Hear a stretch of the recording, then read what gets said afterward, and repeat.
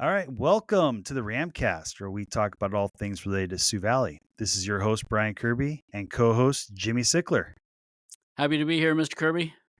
This year, we are once again doing a special spotlight. Today is our teacher edition, and we have none other than the Mr. Robert Kirchner. Welcome. Thanks for having me here. Yeah, awesome. And so without further ado, let's get the show rolling.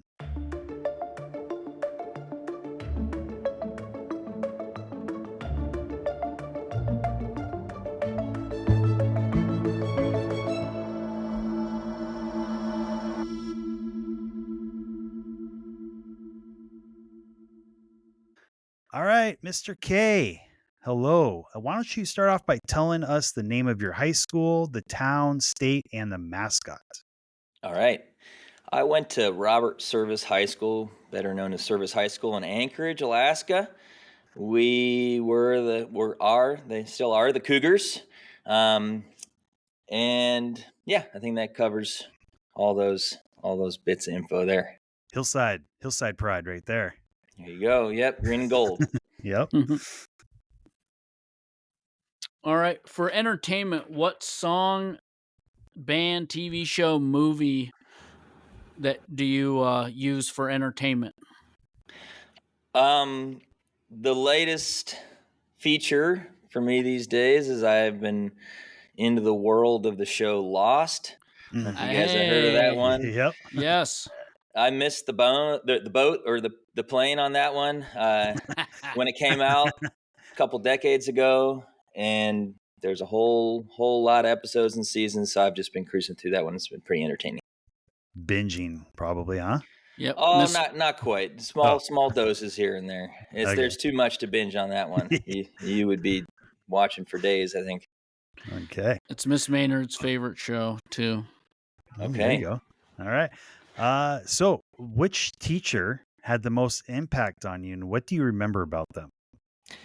I'd say maybe I'd be better to answer that as like a group of teachers. Okay. When I was in high school, I was part of what was called the seminar school for at least part of my years in high school. It was a program that they had at Service, and you would take your social studies and your language arts through that program, and they'd squish them into one class so you could have longer blocks. And the whole approach to it was a little different than most classes. You were reading a lot of heavy duty texts that were hard to interpret at first glance, but we would take the time to figure out what they actually meant. So we were going straight to the sources for things. And there was a lot of opportunity for discussion and critical thinking. It led me into my love for philosophy, which I ended up going on and pursuing in undergraduate schooling. And it just helped me to think critically about the world around me and take in kind of complex topics, but be able to break them down into an understandable way. We had a similar block thing like that when I was at Palmer High as well, with the English and social studies together and such, longer blocks. It was interesting. Made for some interesting reads, like you said. Yeah. Good discussions, good debates, and Yep. And exposure to a lot of things that you normally aren't seeing in high school. We weren't using textbooks. We were getting primary sources and still figuring out how to use them with our limited experience. Nice. So, what was your favorite extracurricular activity? I did a few when I was growing up, but probably my favorite was soccer. I just really liked the game. And I played with a lot of my friends, and I'd been playing with them for a long time. So it was just a good opportunity to get out and do something active and competitive with friends. And I did some other sports like cross-country running, cross-country skiing, and I liked them a lot as well. But I liked the team component of the soccer game. So that was probably my top pick there. Nice. Cool.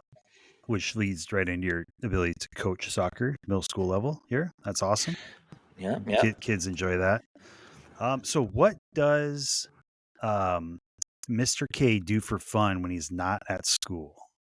Well, when I have spare time, which usually is kind of limited these days in my life, but when I can, I like to get outside. And depending on the season, it could range from hiking and Mm. fishing or rafting in the summertime, um, to snowboarding, cross country skiing in the winter, and also just kind of more low key stuff, going for walks with the dogs and the family, or little bike rides.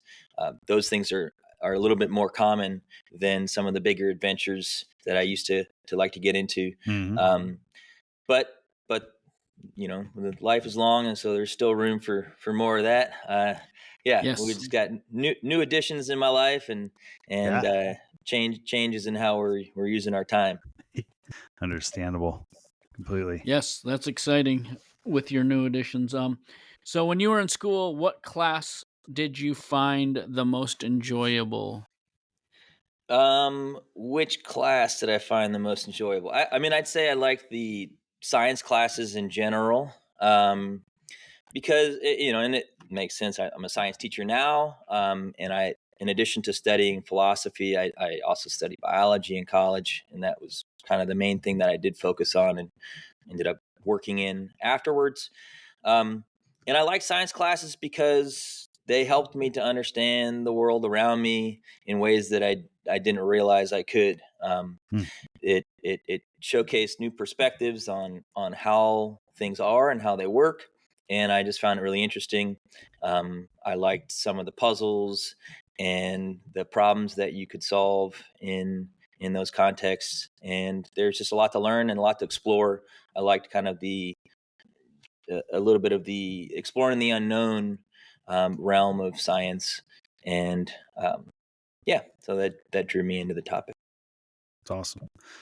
So, with whom did you have your most meaningful relationship during your years as a student? And it's not necessarily teacher; it could be anybody within the building that serviced walls there. Well, I'd say if lasting relationships are any indicator, then it would be the friends that I had when I was in high school. Because I actually am still friends with quite a few of them. One of Mm. them's in this building, actually, Mr. Kenny. I There you grew go. up with him from about fifth or sixth grade on, and there was a handful of others that we also knew each other from around the same time and played soccer together, did things like that. And yeah, I think just the amount of time that I spent with these people growing up and the amount of formative experiences that we had, and they were all just really good folk, and we still have connections to the communities here. Um, that's helped to have a lasting impact, and they're still a part of my life. It's good. It's good. What is something you have learned about yourself since you started working with kids as a teacher? Um, I have, well, I learn stuff all the time. That's one of the things that I like the most about being a teacher is that I learn things all the time from the kids. I was just telling my seventh grade class how much I was learning from them today. It might be things that you wouldn't expect that you learn, but you learn a lot. And one of the things that I have learned, though, is really that we adults, we're really just big kids with less flexible joints. And with more responsibilities.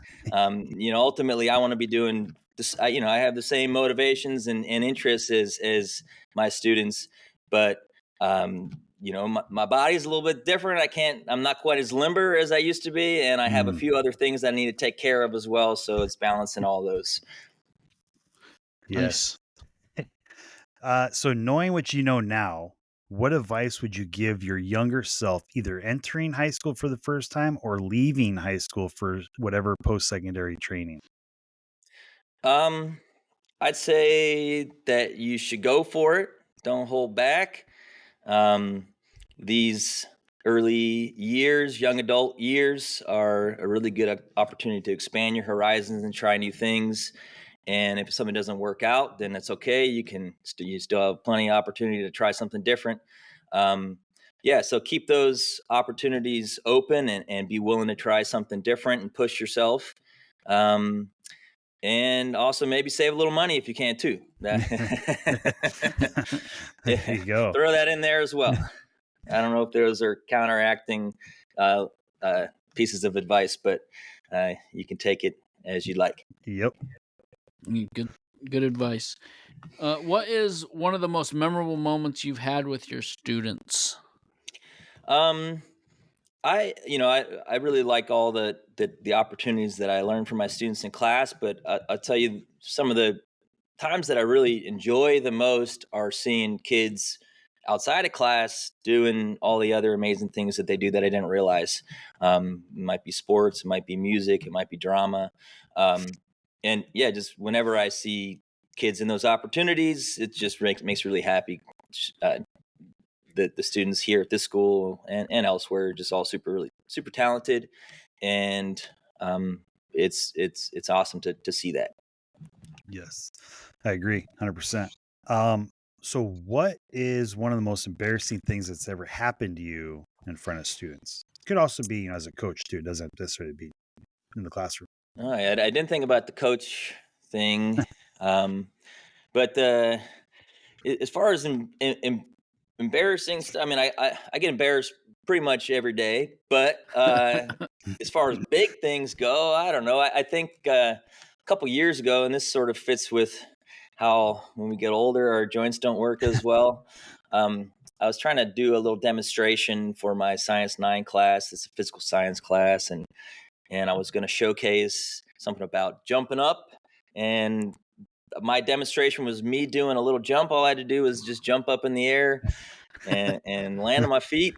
And because for some reason my hips were out of whack and my knee was hurting, I tried to do it, and it just wasn't a jump at all. And everybody laughed because it was a ridiculous little demonstration of physical ability.